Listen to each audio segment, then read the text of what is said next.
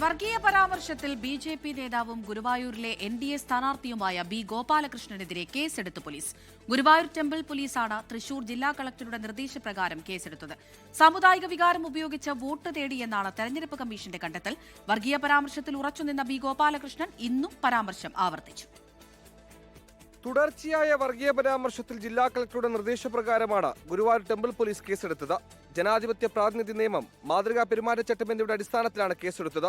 B. Gopalakrishnan സാമുദായിക വികാരം ഉപയോഗിച്ച് വോട്ട് നേടിയെന്നാണ് തെരഞ്ഞെടുപ്പ് കമ്മീഷന്റെ കണ്ടെത്തൽ. അതേസമയം ഗുരുവായൂരിലെ വർഗീയ പരാമർശത്തിൽ ഉറച്ചു നിൽക്കുകയാണ് ബി. ഗോപാലകൃഷ്ണൻ. വിവാദ പരാമർശത്തിൽ ഉറച്ചു നിൽക്കുക മാത്രമല്ല, ഇന്ന് വീണ്ടും കടുത്ത പരാമർശങ്ങൾ നടത്തുകയും ചെയ്തു.